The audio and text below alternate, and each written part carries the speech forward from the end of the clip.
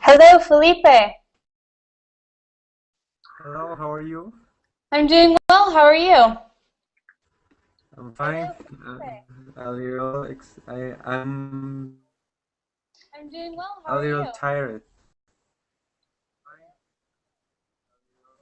I'm a little tired. Okay, and were you working today? Why are you tired? I'm a little tired. Yes, I working today. I Okay, and were you working today? Why are you tired? I'm a little tired. Yes, I working today. Okay, and were you working today? Why are you tired? Yes, I'm working in the restaurant. Okay, and were you working today? Why are you tired? It seems like there's a little bit of an echo on your microphone. Okay, and were you working today? See. It seems like there's a little bit of an echo on your microphone. The microphone. I don't know. See. It seems like I don't know what happened. The microphone. I can see and I listen, but I don't know. I don't know what happened. What happened? Okay. So which kind of restaurant do you work in? I don't know. Okay. I work in here in Colombia, and the restaurant is the. I don't know what happened. You repeat the words. Try that. I'm going to try this one more time. Okay, can you hear me better now? Yes. Okay, perfect. I had to close the other tab. So sorry, tell me again. So which type of restaurant do you work in? Yes, I working in a restaurant here in Colombia. Oh, I'm great. from Colombia. And where in Colombia? I'm the cashier. Okay, and which type of food is the restaurant? Okay, rice, steak, I don't know, normal food. So is it Colombian food? Okay, very cool. Is there anything else you'd like to do in your free time when you're not working in the restaurant?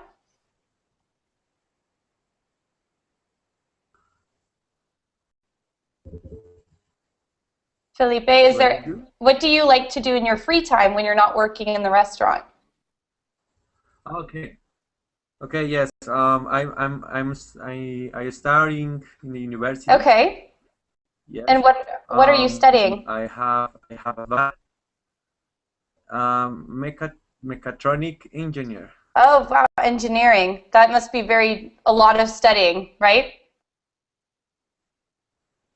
Yes. And I have a band. Okay. I like to guitar. I love read. read books of love. I don't know. Oh, you like to write. I You enjoy I don't writing know. in Yes. Spanish, I assume. What? Could you repeat it? You enjoy writing in Spanish? Yes, I write it in Spanish because I don't have the. I am learning English. Well, I'm sure you'll have enough in a few months to write in English as well. Yes. It's very similar. So Yes. I love. go ahead. What? No, I said Spanish and English. I teach Spanish as well, so it's very similar in a lot of regards, especially in Okay. pronunciation. So that's Yes. exciting. Who else do we have in here today? Let's see. I think you're the only one so far. So tell me a little bit more. How long have you been studying English for? Um. Why I'm studying English? How long have you been studying English for? So how many years have you been studying Could you? English? Okay. How many years? Yes. Yes. How many years have you been studying? Two or three. 2 or 3? And what do you feel like you need to work the most on in terms of vocabulary, speaking, writing? What do you think you would like to work the most on? I don't know. I believe that. I believe that it's better when I talk to other persons because I don't know. I practice. I read. I remember. I remember the words I practice when I am work, when I am studying. But it's so difficult because all people here in Colombia, Mm-hmm. um, if you don't speak English, good. Okay. All people here in Colombia talk bad because they says, come on, you don't speak English. I don't need to speak English because it's not necessary. I say, come on, I need to practice. Please speak with me. But they say, no, it's not necessary, and it's not my problem to learn English. Because I prefer look for other parts, for example. Okay. So you're saying there are not many people to practice with in Colombia and to practice English. Uh, yes. Okay. Well, I'm sure, has this been a really good experience for you? Have you found a lot of people to practice with on Verbling? What? Can you repeat? Sure. Have you found a lot of people to practice with on this website on Verbling? Has it been a good resource for you? Okay. Other websites? Yeah, no, this website in particular. So how long have you been practicing on this website on Verbling? Okay. I practice in. I don't know if you know Buzu, and I don't know here Okay. verbally, and I have English for practice. I don't know if on the major, but it's so. Okay, well, great. So what we're going to be doing today is working with vocabulary. So are you familiar with what a prefix and a suffix is? Okay. Are you familiar with that for the most part? I'm sorry, but the microphone is good. Oh, okay. Can you hear me a little bit I better don't know now? why. Okay. So are you Yes. familiar with what a prefix and a suffix is? What's Have you heard that? of? Okay. So the prefix, why don't we go ahead and did you get the link that I sent, that I attached to the class, the morpheme lesson? More female scene? Yes. So I can go ahead and I'll share my screen with you to make it a little bit easier. But for those of you who are just joining now, I attached a document called Morpheme Lesson. So today what we're going to be doing is looking at different new vocabulary words and how we use prefixes and suffixes to determine what new words' meanings are. So I'll go ahead and share my screen with you. Okay. If you would like to go ahead and open up the document that I sent, you can do that as well. So let's see here. Let's see, share my screen. How's everyone doing today? Good? Good. All right. Okay. Let's see. Desktop, start screen share. Okay, great. Can you see my document that I'm showing now?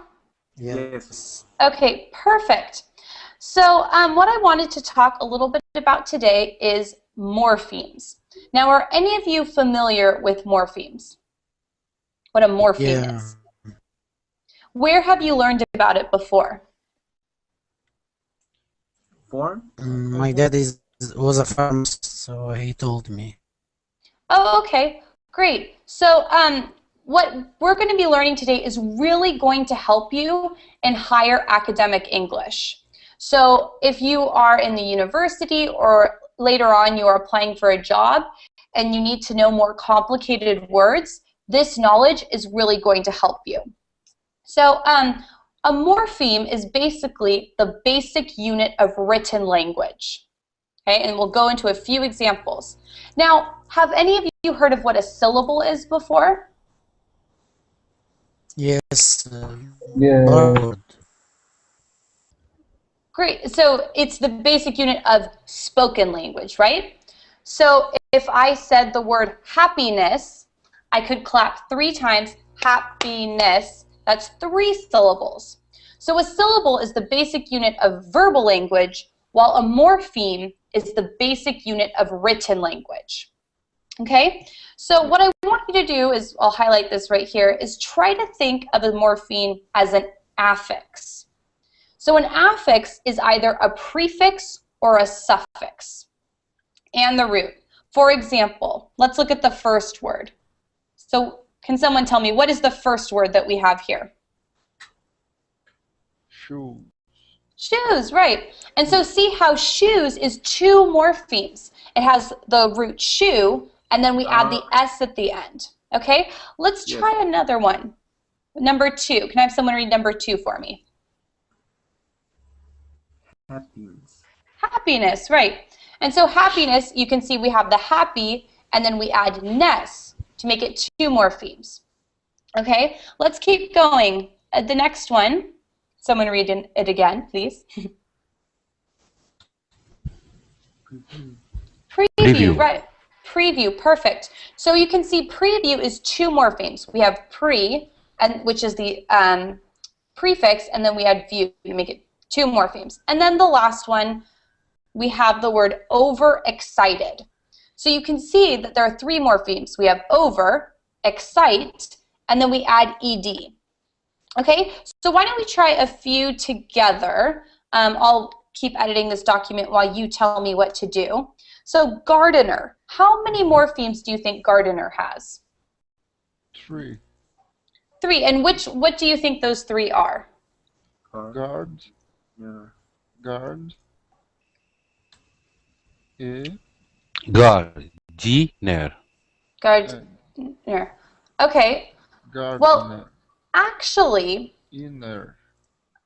guard is not, so G-A-R-D, they have to stand on their own. So garden is its own word, right? What is a garden? Oh, yes. Garden. It's Who like can tell me what a garden is? where you have flowers and you left the dog. Exactly, right. So it's that area outside of your house, right? But when we add that ER at the end, what is a gardener? How does the word change meaning? When we use er, it's because it's a person. Exactly, good. So gardener becomes then the person. See how by adding that ER, we change from the noun garden, which is that area outside of our house, into a person, a gardener, someone who gardens. Awesome, you guys are doing great. Okay, so let's go to the next one, unhealthy. Teacher. How many? Yes.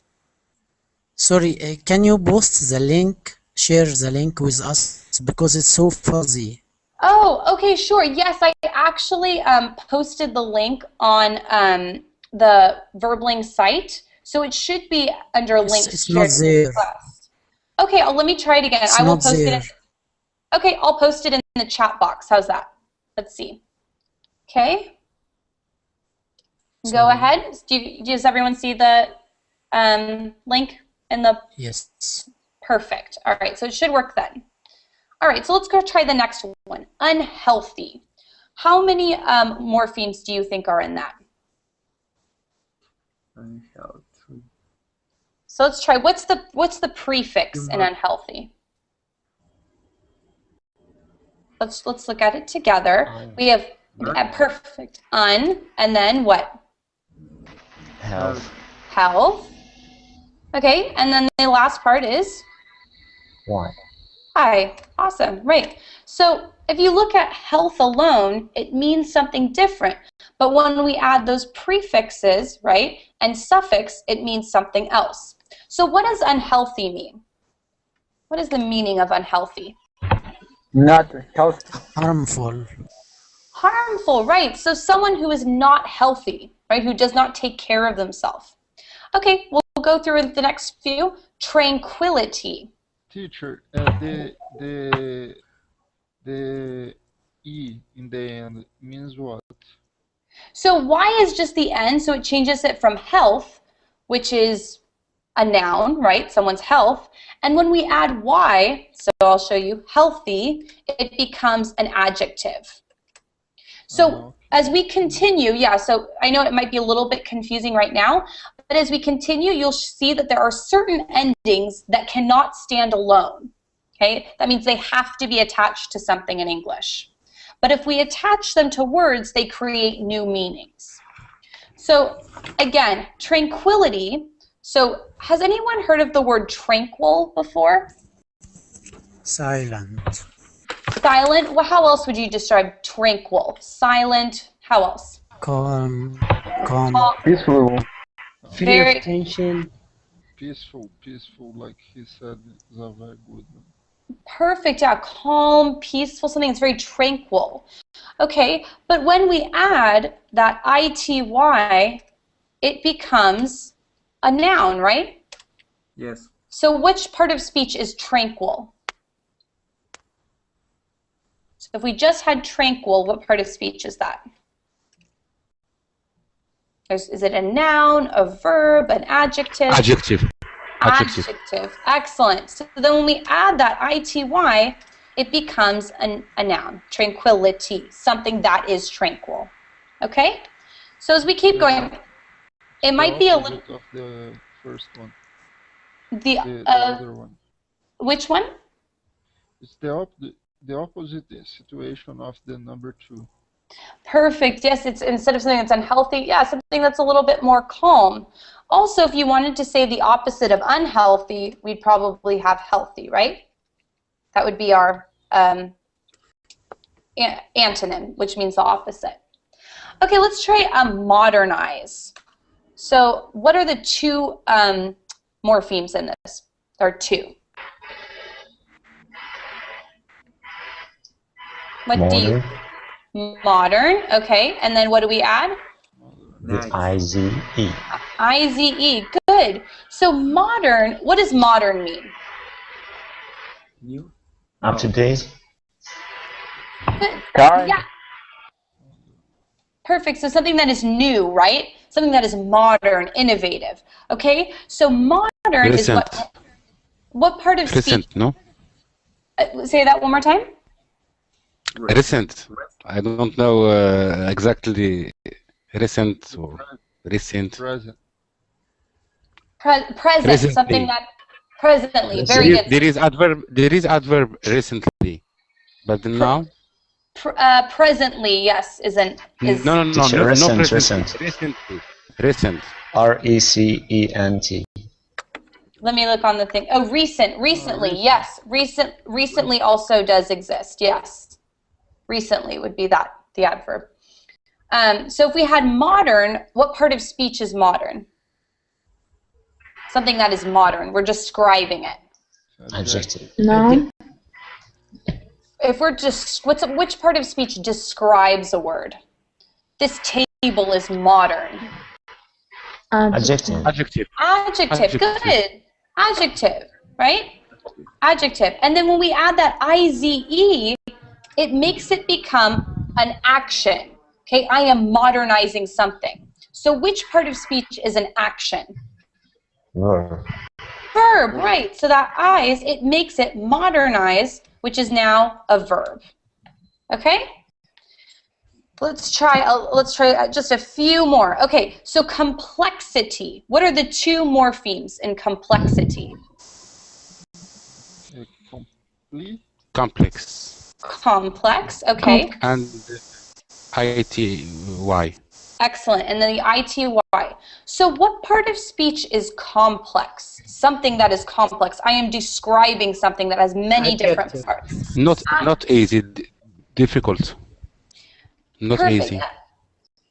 Exactly. So complex is something that is Complicated. more complicated, right? So it has many different intricate parts that make it one. So it's something that is very complicated, right? And then when we add the ITY, instead of an adjective, it's something that is concrete. So then complexity with that ITY becomes a noun because it is something that I am talking about that is a complexity. Okay? Why don't we do one more and then we can move on. Okay, so the last one I'll give you is unpresentable. Okay, this one's a little bit more complicated because it has 3 morphemes. Unpresentable. What do you think? Okay. Unable. Present. Present, okay, and then? Table.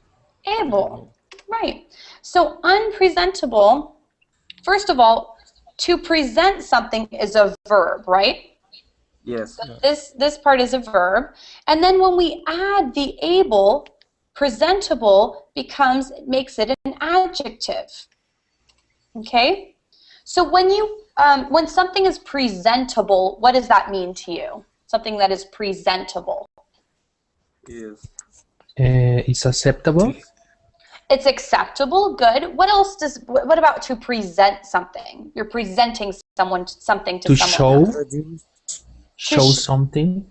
Perfect, to show something, right? So it's something that you are able to show. Now, when I add this, Good looking, no? Good looking, no? It could be good looking, right? So if you were talking about if I ask you to look presentable, I might ask you to wear nice clothing, right? Or to look nice so that you are presentable to everyone else. Like introducing, right? Like, yeah, when you're introducing someone. Good. All right, but when I add that un in front of presentable, what does that mean then? Negative. Negative.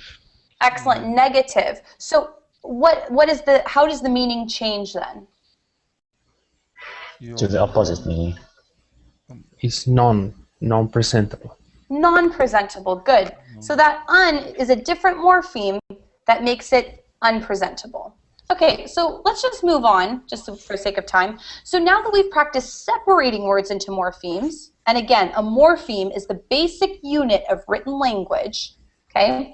I want to teach you a few types of morphemes to recognize that will improve your vocabulary, okay? So the 2 types of morphemes are free morphemes, see where I'm highlighting, and bound morphemes. Okay, so a free morpheme, just like the word free means, can stand by itself. So let's look at some of these examples of free morphemes. We have book, cat, apple, lamp, green, and wheel. Those are all what type of morphemes? Free morphemes. Free morphemes. Can you guys think of any other free morphemes that don't have anything attached to it? They just stand by themselves? Yes. Ant. An ant, okay. What else? Bull. House. Present,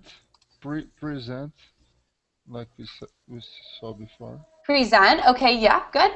Anything else? Time. Time. Good. Awesome. So you'll see, does this show up on the document? Can you see me typing? Yes. Okay, perfect. So Yes. Yes. it doesn't matter what part of speech a free morpheme is. It just has to be able to stand by itself. Okay? Are there any questions about that? No. No? All right, let's move on. Okay, so then we have, just like we have free morphemes, there are also bound morphemes. So bound morphemes cannot stand alone. They have to be attached to a word in order to make sense. Okay? So for example, if you scroll down a little bit and you can look at my screen, we have full, ly, ity, ness. So those are all suffixes, right? And then there's pre and try. All these are bound morphemes. Okay, that means, again, that they cannot stand alone. They have to be separated to another word in order to make sense. Okay, so let's look. Are you familiar with prefixes and suffixes? Yes. Yes. Okay, great. So basically, prefixes and suffixes are bound morphemes, right? Because they have to be attached to something in order to make sense. All right? So that's the basics. Are there any questions? No. No? Great. All right, so this is where it gets a little bit more tricky. All right, and this is what I really want to teach you today. So the two types of bound morphemes, right? Prefixes and suffixes are derivational. Okay, I know these are big words, but I'll explain them to you. And inflectional. Okay? So derivational, see where I'm highlighting, is an affix, which means it's a prefix or a suffix that changes the part of speech and or the meaning of the word it is attached to. So again, a derivational affix, which is a bound morpheme, will change the part of speech and or the meaning of the word it is attached to. So can we all look at the example? Garden. What do we add when we add gardener? When we add the ER, it becomes the word gardener, right? So does it change the meaning of the word? Yes. Right, and so how does it change Yeah. the meaning? Yeah, like we said before, it's become a person. Perfect, right. So that means it's a derivational affix. A derivational affix is going to change either the part of speech or the meaning of the word, or sometimes it changes both. Okay? Now let's move down to inflectional. Okay? So an inflectional morpheme is an affix that does not change the part of speech or the meaning of the word it is attached to. Okay, so it is the opposite of derivational. So let's look at the example, the word girls. What are the two morphemes in the word girls? We have, And S. excellent, girl and S. So the S does not change the meaning or the part of speech, right? So when I add that S to girl, what does it do? Make it plural. Excellent, yeah, it makes it It's plural. plural. Plural, right, so it's more than one girl. But does it change the part of speech of the word? No. No. It's No. still a noun. Excellent, still a noun. Does it change the meaning necessarily? Is it? Yeah. No, Yeah. don't change. Right, it doesn't, I mean, it's still a girl that we're talking about, but there's more than one. So Yeah. it's not like the word gardener. We're not completely changing the meaning of the word, okay? So one note that I want to tell you is that all prefixes, okay, so prefix comes at the beginning of the word, right, are derivational. And that means they always will change the speech and or the meaning of the word. Just like pre is a prefix, right? Or try is a prefix. Can you think of any other prefixes? This, Dis, this, re, Um, re, re, good. So again, look at how all of those are going to change the meaning, they will change the meaning of the word, right? So if it's a prefix, it'll always be derivational, right? Which means it's going to change this part of speech and or the meaning of the word. Good. All right, so let's just to recap, right, to go over. Inflectional are just suffixes, okay? And usually the most common inflectional suffixes are S, which makes it plural, and ED. Okay, those are the most common. They do not change the part of speech and meaning or the word. Then we have derivational, which are suffixes and prefixes, and they do change the part of speech and or the meaning of the word. Okay, so what I wanted to do is I wanted to go back to those original words we worked on, and I want to see if we can determine whether the attached morphemes are inflectional or derivational. All right, so let's go over this. So first of all, let's separate gardener into two morphemes. How would we do that? Garden. Garden, okay. Plus E And R.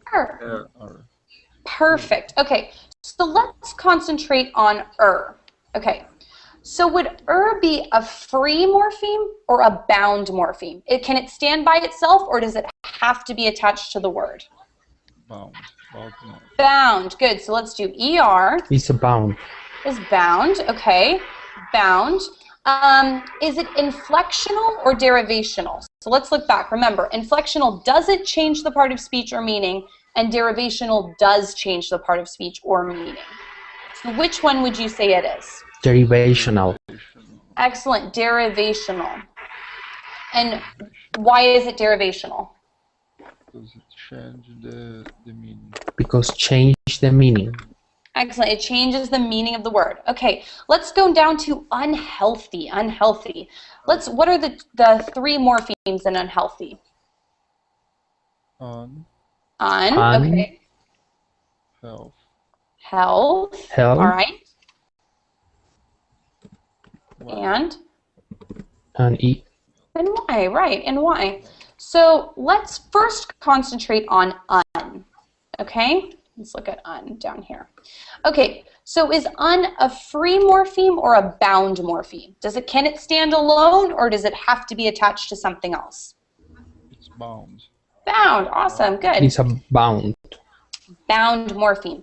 And is it inflectional or derivational? Does it change the meaning of health, or does it keep it the same?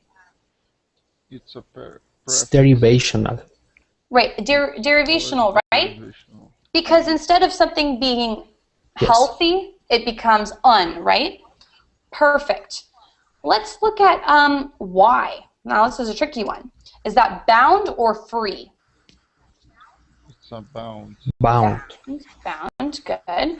Okay, and does it change the meaning of health? Does it change the part of speech? Derivational, good. Because we look at health is a noun, and then when we add that Y, it becomes what part of speech? Healthy. An adjective. Adjective, good. All right, you're getting the hang of this. Okay, let's try the next one. Tranquility, tranquility. What were the two morphemes in that? Trank. Actually, so it's actually tranquil, right? Which, again, we talked about means calm. And then what was the ending to that? E-T-Y. I-T-Y, right. And so let's focus on that I-T-Y. Okay, that I-T-Y. So the I-T-Y, is it bound or free? Bound. Bound, good. All right, you guys are great. And then does it change the part of speech of tranquil? So would it be derivational or inflectional? Derivational. Derivational, good. Because then tranquil is an adjective. Tranquility is what part of speech? Yes. Noun. Noun. A noun, good. Perfect. Oh, this is great. Okay, so let's try the next one. Modernize, modernize. What were the two morphemes in modernize?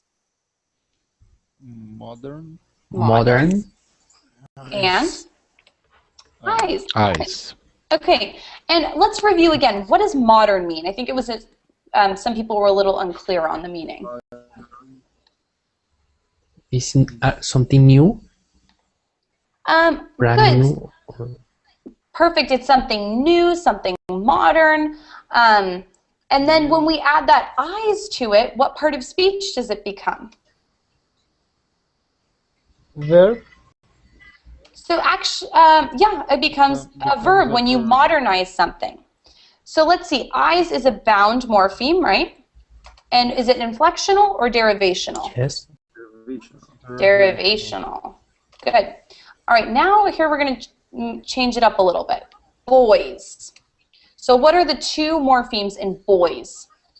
Boy and S. Boy And and S. S. Okay, so here, let me ask you this. Is boy a free morpheme or a bound morpheme? A free. Free, good. Okay, now what about S? Don't change the meal. It's a bound. Okay, so S is bound, but is it derivational or inflectional now? Bound. Flexional. Who said that? Inflectional.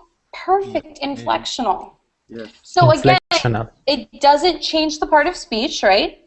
And it doesn't really change the meaning. We're just saying there's more than one boy, right? So awesome, it is an inflectional. Okay, let's try complexity. Complexity, again, we talked about something that is complex that has many different parts. So what were the two morphemes in complexity? Complex. Complex. Complex. Okay. And then? IT. IT. Good. So complex is what part of speech? I'm explaining. This is very complex. The adjective. Adjective. Okay. And then when we add that ity, it becomes what part of speech? Complexity. Noun. Noun. Good. So in general, guys, anything that ends in ity, it's usually a noun in most circumstances. So we have complexity. Okay, it's a noun. So ity must be inflectional or derivational? Derivational.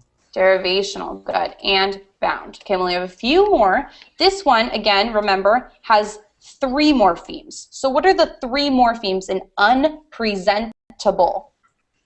Unpresentable. Able, good. Okay, so let's look at the word present. Let's look at the word un. So is un free or bound? Bound. Free. Un. Can we say the word un by itself? No. No, so it would have to be bound, right? Yes, bound. Yeah, bound, because it couldn't be by itself. Then let's see, present is free or bound? Free. Free, good. Free. And then we have able, which is? Free. Free. It can be, yeah, it can be free. Can be free. Can be free and. Yeah, this one's tricky because able is actually it's a suffix, right, in this circumstance. So it's funny that both able and able are spelled the same and mean the same thing, meaning they're homonyms. But in this circumstance, it's attached to something. So it's free, but it's still a suffix. Okay, so I'll put free, suffix. Awesome. Okay, so let's see. We have un, which is bound. Does it change the part of speech or the meaning? Yes, it's derivational. Excellent pronunciation. Yes, derivational. And present is free. Okay, and then able is free, but does present, when we add able, does it change the part of speech or meaning? Part of speech. Part of speech, right? Instead of to present, a verb, presentable is which part of speech? Verb. Adjective. Adjective. Good. Usually anything adding an able becomes an adjective. So thus, is it derivational or inflectional? It's derivational. Derivational. Oh, derivational. All right. Okay, so we just have a few more, and then I'll give you some more resources. Okay, so we have undeniable. This is a new one. Okay, so I'll give you a hint. There are three morphemes in this. Undeniable. Let's try to work it out together. Okay.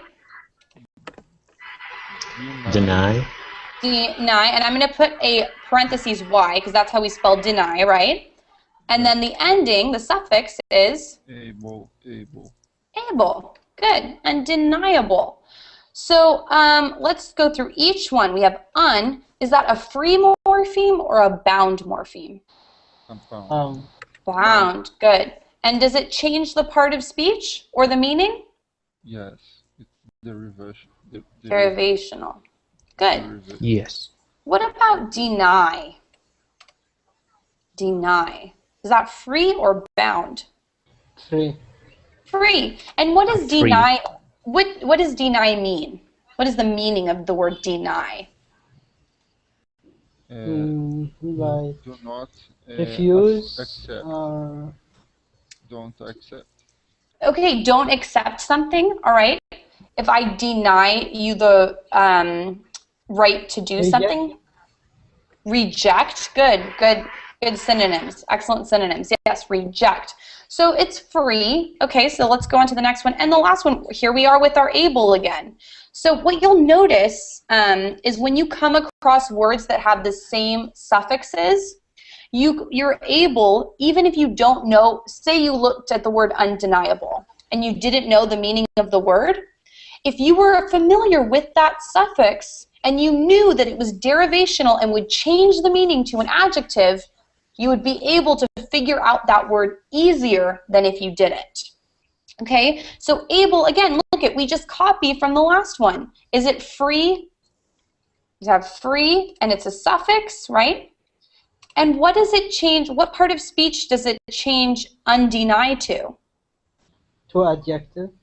Adjective, right. So now you know, according to this, most times when you see a word that ends in able, you'll know that it becomes an adjective. Okay, two more, and these ones are a little bit more tricky. All right, and I haven't gone over this yet. So goes. What are the two morphemes in goes? Go and yes. Good. Go And yes. Okay. Yes. So, what part of speech is to go? Go. Verb. Verb. Okay. When we add, and it's free, awesome. And when we add that s or es, is it free or bound? Bound. It is bound. Bound, okay. But does it change the part of speech of the word? No. No. Yes. Does go? So Go. let's see. He I go. or she. You Yes, go. he or she. Mm-hmm. He goes. Okay. Okay. Yes, Doesn't I change. agree with you, but another person, another subject, no? Yes, it's another subject, but is it still a verb? Still a verb and still the same meaning, which is going. So. Exactly. So it's still a verb, right? It's still pretty much the same. It didn't change the action. So it is inflectional.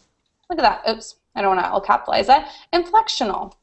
Because even though it puts it to another person, right? I go, you go, he goes. You add that S.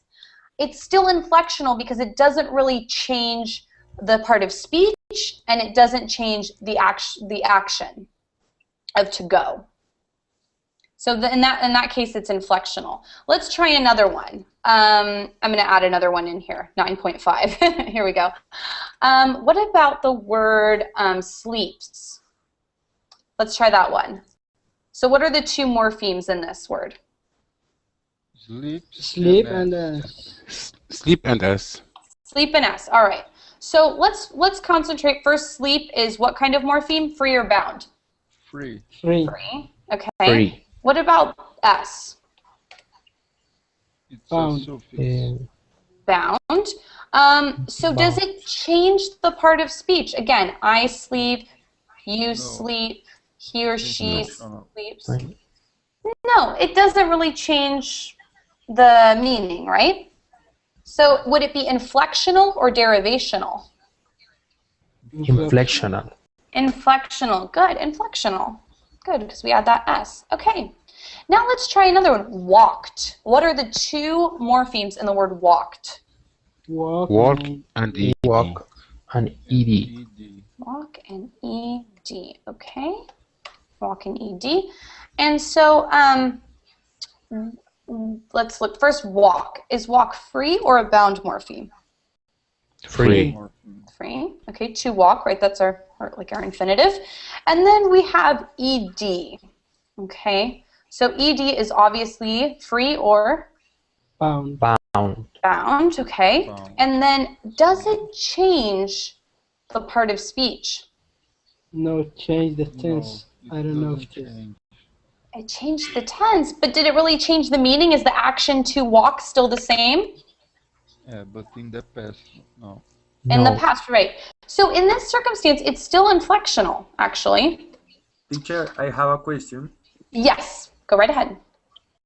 So I don't know. I don't understand when we use how I know, or how I can know where when I can use inflectional. I can understand. Okay, so you use inflectional when it is an ending, okay, that does not change the part of speech or the meaning of the word. Okay, so if I have, so look where I'm typing, if I have girls, Okay. okay, Okay. Yes. if I add that S at the end, it doesn't change the meaning or the part of speech. So that's the difference. That's what I'm basically trying to teach you guys, is that inflectional doesn't change the part of speech or the meaning. Derivational does change the part of speech and meaning. So again, even though this is ed and it changes it to the past tense, right? I Yes. walk, and in the past I walked, it's still the same action and it's still the same part of speach. Okay. So it's inflectional. Yeah, I know it's a little bit tricky, but Yes. yeah, it's still inflectional in that circumstance. Yes, yeah. that's easy. Yeah, and so what I wanted to do, so if you scroll down a little bit more, and this is especially helpful if you're taking the TOEFL, because, or most English exams, they have a large section on prefixes and suffixes. So it'll help you with new vocabulary. So if here I added a couple new resources for you. So there's Morpheme Vocabulary, which tells you all about what I've taught you. Then there's another exercise of identifying morphemes. And then the last one, if you go ahead and click on that, let's go to that last one. And you can look at my screen too. Edit copy. Okay. Let's see, edit paste. Can everyone see my screen? Yes. Yes? Okay, Yes. cool. And yeah, so it's basically just that last link that I sent you. So these are all information about suffixes, right? So we have inflectional, just like I told you, versus derivational. And so if you look at these boxes and you memorize or just kind of remember the meaning of each of these endings, when you see those endings on words that you're not familiar with, it will help you. So, for example, let's see. So see how the second box where it says derivational suffixes, any of those suffixes like ation, shun, er, cian, ess, ness, all, airy, meant, or why, they all make something into a noun. So do you see those examples where it says exploration, hesitation, persuasion, right? All of those are derivational suffixes, so they're derivational endings, but they make that word into a noun. Does that make sense? Are there questions? Yes. Is this... Ness, S and ness, goodness, sadness. It's not an adjective, goodness and sadness. let's see, it's not in there. It's like more sad. Yeah, maybe not all of them are in here. This is just some of them, but goodness, sadness is a noun. Is that what your question was? Yes. Okay, so the original word sad is an adjective. Okay. And then when we add ness, it's sadness. It's an abstract concept.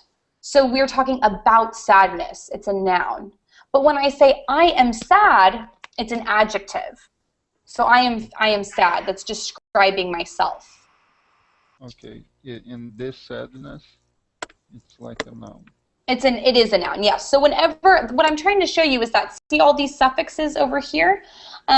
Whenever you see that suffix and it's attached to a word, it makes that word into a noun. So if you see the chart here. Then the same thing with adjectives. When you add ly, for example, to brother, brotherly, it becomes an adjective. Okay. But you have to be careful with ly because it's the same with adverbs a lot. So helpful, if it's already an adjective, it becomes helpfully, which is an adverb. And then again, ize makes it a verb, like private, privatize. That changes the adjective into a verb. Are there any questions on any of these? Where is the prive? Oh, so if you scroll all the way at the bottom, so where it says verbs. Privatized. Right, and so that's a good word too, because when we're talking about the public, right, what the government owns, versus the private, what individuals own. When you privatize something, right, that means that it goes from that an individual has power over that. So it's privatized, which is a verb, which means it's in an individual's power. Okay, it becomes an adjective.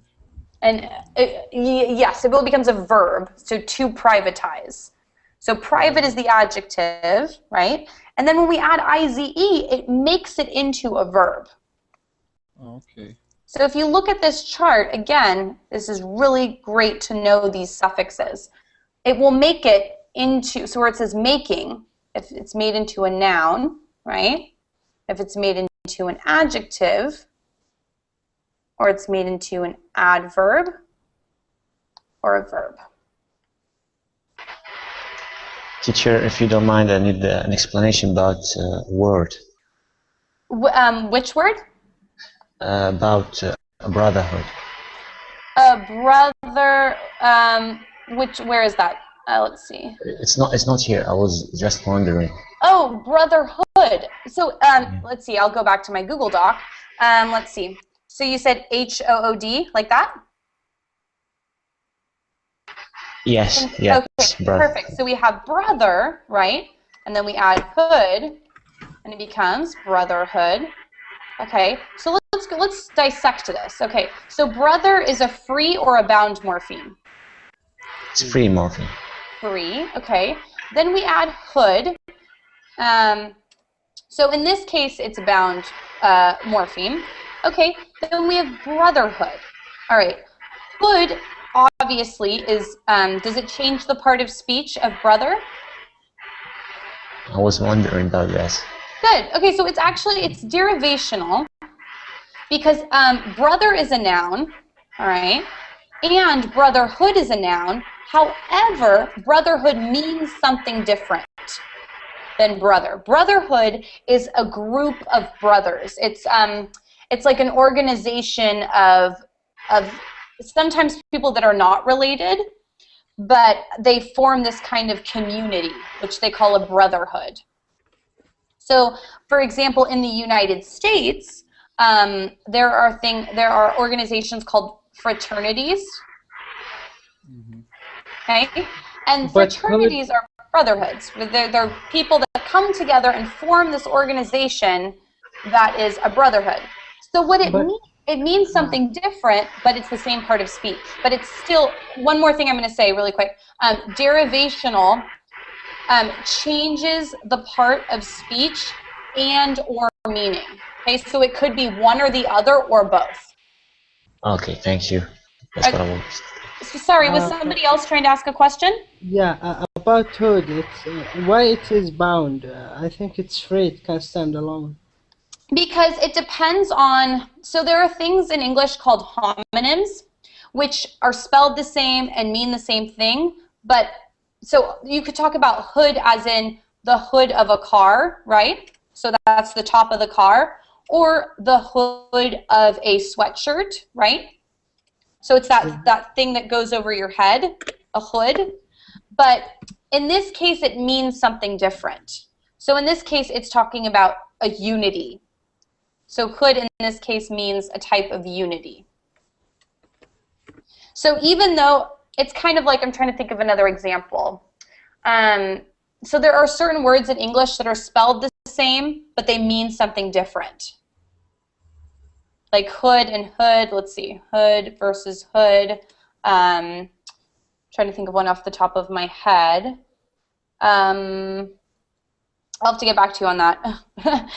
But there are words in English that are spelled the same, but they mean different things.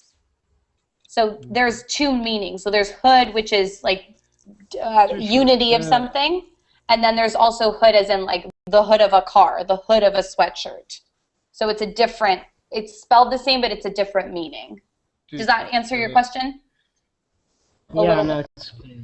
Yeah. I remember them. There are many of them, but I can't think of any right now. Exactly, me too. I know. I'm thinking off the top of my head, but they're homonyms basically. So they sound the same, but they mean different things. Yeah. So yeah, you can go ahead and explore these different Teacher. sites. Yes. Yeah. Brother is a noun, and brotherhood is a noun too. Yes. It doesn't have to change the classification to be derivational, no? It didn't change the part of speech, but it changed the meaning. Just change the meaning. Exactly. So adjective verbs are not named by part of speech. That's it. Yes. So if you're looking, derivational endings will change the part of speech and or. That's why I put that and or there, and or the meaning. So that means that it can change the part of speech of a word, or it can change the meaning of the word, or it could do both. So it's not, it doesn't have to be both. One or the other, or together. Okay. So again, brotherhood, it changes the meaning, but not the part of speech. But because it changes the meaning, it's derivational. Okay. Yeah. Thanks. Are there any other questions about that? I know this is some pretty advanced stuff, so I'm really proud of you guys. It's tricky, I know. I can add S for brotherhoods. Brotherhoods. Okay, yeah, let's look at that. Let's look at that. So look at my document. I'm typing up in here. Okay, so we have, let's see, brotherhoods. Okay, brotherhoods. Okay, so we have 3 morphemes here. What are our 3 morphemes? For brother. Brother plus hood plus S. Plus S. All right. So we have brother is obviously a free morpheme, right? Free. Then we have hood, which in this case is bound, right? Because there's another hood that is free, bound, okay? And is hood, we said again, right from up there, is derivational, okay? Then we add the S, okay. So how does the S change brotherhood? What is it, how does it change brotherhood? It doesn't change the meaning and even the part of speech. It's inflectional. Excellent, right. So we know it's bound and it's inflectional because it's just making it plural, essentially. Does that answer your question? Mm-hmm. Okay, perfect. Thank you. So you're welcome. So all of these other resources I've given you, so there's identifying morphemes, which I'm highlighting here, and that's if you want to practice on your own. It gives you the answers at the end to show you how many morphemes there are. And then again, I'll go back to this suffixes. So I cannot stress enough how this chart here is very, very helpful. So especially even for native English speakers, if you come across a word that you're unfamiliar with, it can be really helpful if you know that every time I see A-T-I-O-N, it will change it into a noun. So if I knew what the word explore means, but I didn't know what the word exploration means, I would know that Asian changed the word into a noun.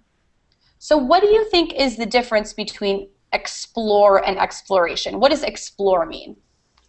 Explore, I think it's a verb, and exploration is a noun. Perfect. And what does it mean? What is to explore something? Explore, to find something. Perfect, to find something, right? To go on a journey, to look for something. Yeah. Now, when we add the Asian, what part of speech is it? It's noun. Noun, perfect. So we're talking about the journey itself, right? The exploration to go and find new lands on a boat, right? We're going on an exploration. Let's look at the same thing with hesitate. What does the word hesitate mean? Hesitate means you can tell me, don't hesitate to ask me. Perfect. Don't pause, right? Yeah. Just go right for it. Don't pause for it. So then when we add that, so it's what part of speech is hesitate? It's verb. Verb. So when we add that Asian, it becomes Noun. Noun. Good. I just want to try a few more on this chart to make sure it makes sense. Yes. Can you do running? Running. Sure. That's a good one. All right. Let's go up here. So I'm scrolling down. We have running. Running. Okay. So what are the two morphemes in running? How do we separate it? Run. Mm-hmm. And ning. Ing. Right. So I'm going to put that parentheses there because it's really the ing, right? Okay. Running. So first, let's do run. Is run free or bound? Free. Free. Okay. And then we have ing. Is that free or bound? Bound. Bound. Good. Okay. Now, does it change the part of speech? Yes. And what does it change? No, it's changed from verb. That's a tricky one. Yes, it's tricky because running, we can use it as a verb in the future, and we can use it as a noun. Okay. So it would really, very excellent point. It would depend on the context, right? Yeah, it depends on the sentence. Perfect. So if I would say, let's see. I will running tomorrow. I will be running tomorrow. Yeah. Okay, so I will be running tomorrow. Or let's try it in both scenarios. I am running to the lake. Okay. Mm-hmm. So I will be running tomorrow. What part of speech now in this sentence, I will be running tomorrow? It's a future tense. It's a future tense, but what part of speech is it? Is it the action? What means of action? So running. It's action, not feeling. Right, it's an action, right? So what part of speech is an action? Verb. Verb. Good. Mm-hmm. So let's look at this. We have run is a verb, right? We can put it will be it will I don't know. So does it, first, the main thing is, does it change the part of speech? No, I mean, it's still a verb, right? It's a different tense, right? It's the present progressive tense. I am running right now. But it doesn't change the part of speech. It's still a verb. Does it change the meaning? Not really. I mean, it's still the same action of to run, right? So because of that, it's actually inflectional.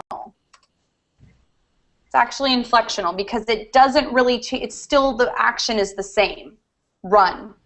And it just changes the verb tense. Yes. Sure. I have a question about another word, which is pleasure. Player. Good, good, good. No, Okay. not player. Player. Here, can you spell it on the chat? Player. Player, right. That's exactly what I thought you said. Okay, so if you look on the thing, player, which I'm typing out, what are the two morphemes there? What are the two morphemes? I wasn't talking about player. I'm talking about player. Or can you type it into the Google chat? Or the Verbling chat? Oh, Yeah. pleasure. Pleasure? Yeah. Pleasure. Okay, pleasure. So let me go back. Sorry. Let me go back. So pleasure, pleasure, pleasure. Okay. So we have two. This is a little bit tricky. We have please, basically, right? What's that? E is silent, and we have plus your. Okay. So please is obviously a. I'll just do this really quickly, so you make sure we get this, is free or bound to please someone? Free. Free, right?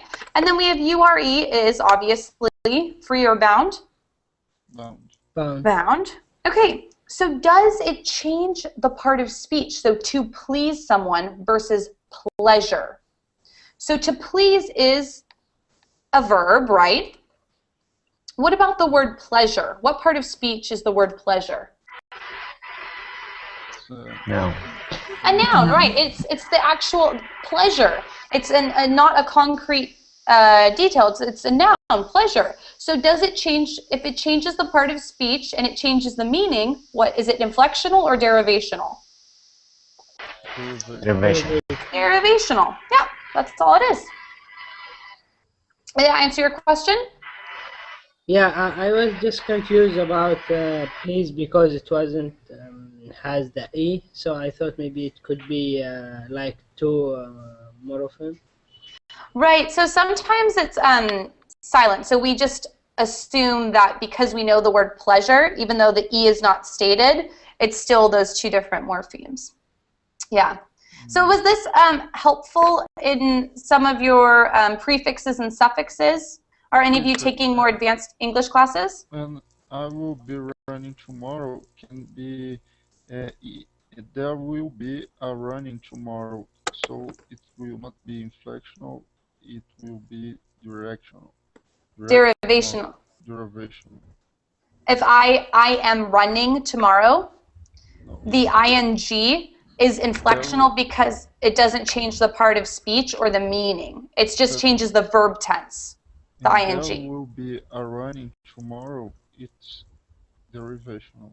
Oh yes, yes. If there is a running, like a political running, then in that case, yes, you are correct. It would, because it's a different meaning depending on the context. Okay. Right. Okay, great. So was this? Do we have any feedback? Have you learned about any of this in your English classes before? No, Not really, and it was very helpful class. Oh, okay, wonderful. I know it's very advanced, so I think for some of you this would probably be helpful for taking more advanced English classes. Yeah, it was confusing, but now it makes sense. Now it makes sense? Okay, great. Yeah. So go ahead and check out those links that I've sent you for extra practice. Those are good resources. And if you have any questions, you can go ahead and message me on my Verbling page, and I can try and help you out. Thanks, teacher. Okay, thank you. All right. Have a nice evening. Yeah. You too. Bye.